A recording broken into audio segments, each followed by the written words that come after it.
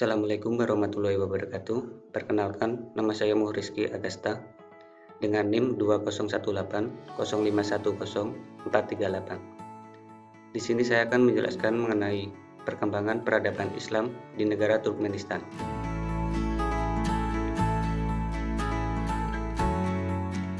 Turkmenistan adalah negara republik yang terletak di Asia Tengah dengan penduduk terdiri dari etnis yang hampir homogen. Mayoritas penduduk di negeri itu adalah orang-orang Turkistan. Ada juga etnis Uzbek, Rusia, Kazakh, Tatar, Ukraina, Azerbaijan, dan Armenia. Berbeda dengan wilayah-wilayah bekas Republik Soviet lainnya, Turkmenistan masih sering dilanda perang antar etnis yang lebih terbuka. Sampai tahun 1990, Turkmenistan masih tergabung dalam konstitusi Uni Soviet yang bernama Republik Sosial Soviet Turkmenistan.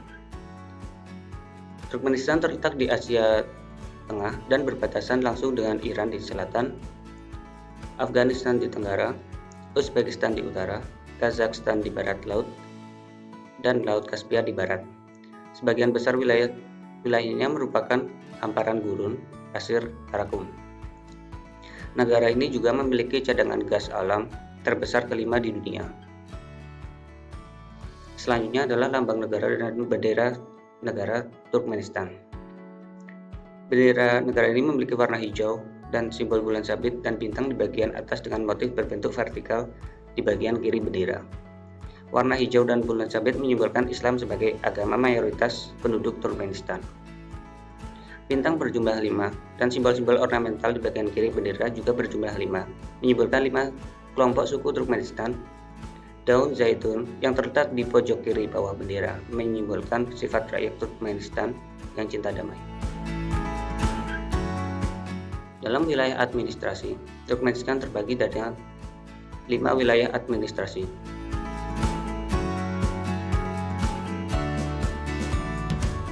Selanjutnya mengenai masuknya Islam ke negara Turkmenistan.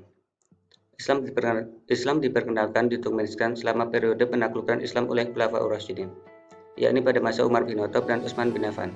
Hal tersebut juga dapat dijelaskan dalam buku Turkmenistan A Country Study yang menjelaskan pada masa tersebut warga Turkmenistan terintegrasi dalam struktur suku yang suci. Suku tersebut disebut Ovlat. Ahli etnografi mempertimbangkan Ovlat merupakan sebuah suku yang terdapat unsur tasawuf. Menurut keturunan mereka, masing-masing suku turun dari Nabi Muhammad melalui salah satu dari 4 khalifah. Pada abad 18 hingga 19, suku Ovlat tersebar di beberapa kelompok di Turkmenistan. Mereka hadir dan memberikan berkat pada semua peristiwa komunal dan siklus hidup yang penting, dan bertindak sebagai mediator antar klan dan suku. Pada era Soviet, semua keyakinan agama diserang oleh penguasa komunis yang tahayul dan sisa-sisa masa lalu. Kebanyakan sekolah agama dilarang dan sebagian besar masjid ditutup. Selanjutnya mengenai sejarah Islam di Turkmenistan. Pada abad ke-7 Masehi, bangsa Arab menaklukkan wilayah ini dan sekaligus memperkenalkan Islam dan juga budaya Timur Tengah. Pada pertengahan abad ke-11, Kekaisaran Turki Seljuk memusatkan kekuasaan wilayahnya di Turkmenistan dalam upaya meluaskan wilayah kekaisaran hingga Khorasan. 7 abad kemudian, bangsa Turkmen hidup di bawah kekuasaan berbagai kekaisaran dan perang antar suku. Bahkan sempat kekuasaan di Turkmenistan diperebutkan oleh Kekaisaran Persia, Kerajaan Khiva, para emir dari Bukhara, dan penguasa Afghanistan. Pada saat itu wilayah yang luas di Asia Tengah, Turkmenistan belum dipetakan, hampir tidak dikenal secara luas oleh bangsa Eropa dan dunia Barat. Persaingan untuk menguasai wilayah tersebut antara Kekaisaran Inggris dan Kekaisaran Tsar Rusia. Berdasarkan perjanjian Anglo-Rusia 1907, perang antara Kekaisaran Rusia dan Kekaisaran Inggris di Asia Tengah pun usai. Turkmenistan berada penuh dalam kekuasaan Kekaisaran Tsar Rusia. Revolusi Oktober 1917 yang terjadi di Rusia dan ketidakseimbangan politik menyebabkan keinginan bangsa Turkmen mendeklarasikan Republik Sosialis Soviet Turkmenistan, salah satu dari 6 republik Uni Soviet. Perubahan besar ini dalam kehidupan bangsa Turkmen pun didorong untuk sekuler dan beradaptasi cara berpakaian bangsa Eropa.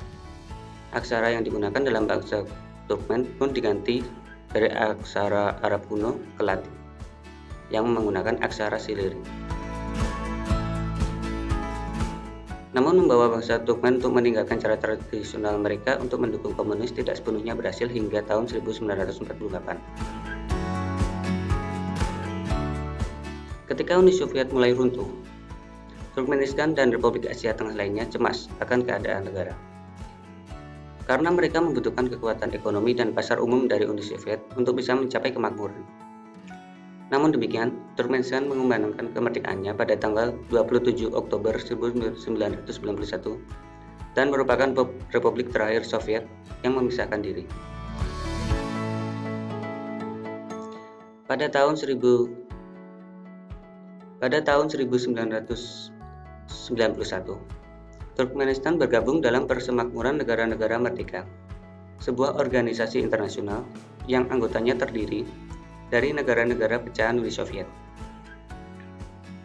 Pemimpin lama Republik Sosialis Soviet Turkmenistan, Sapar Murat Nizazov, menjadi presiden pertama Turkmenistan setelah keruntuhan Uni Soviet. Di bawah kepemimpinan beliau, hubungan antara bangsa Rusia dan Turkmen sangat dingin. Beliau menyebut dirinya sebagai seorang promotor musim tradisional dan budaya bangsa Turkmen, yang berarti memimpin semua bangsa Turkmen. Perpanjang kekuasaan beliau bertambah besar pada awal 1990-an, dan pada tahun 1999 beliau menjadi presiden seumur hidup. Sejak 1990, beberapa upaya dilakukan pemerintah untuk mendapat kembali beberapa warisan budaya yang hilang di bawah pemerintah Soviet. Presiden Sapar Murat Nizazov telah memerintah bahwa prinsip-prinsip dasar Islam diajarkan kembali ke sekolah-sekolah umum.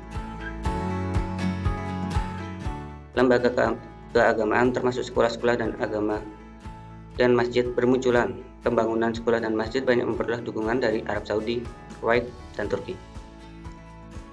Kelas agama diadakan di sekolah dan masjid dengan instruksi dalam bahasa Arab, Al-Quran, hadis, serta sejarah Islam. Turkmenistan memberlakukan sekularisme dan mendukung kebebasan beragama. Hal ini sebagaimana termaktub dalam Undang-Undang tahun 1991 tentang kebebasan hati nurani dan organisasi keagamaan di Republik Sosialis Turkmen dan dilembagakan secara konstitusi pada 1992.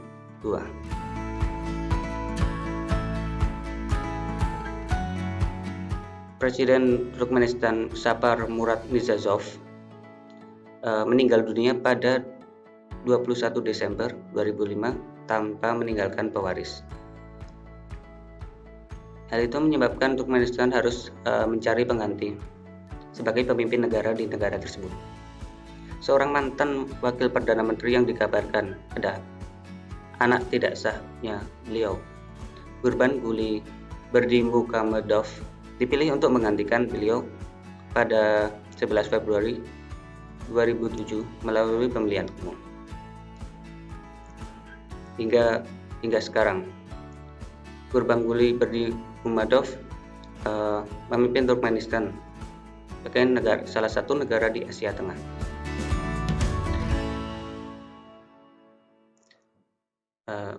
Saya kira cukup dari saya. Terima kasih atas waktunya. Assalamualaikum warahmatullahi wabarakatuh.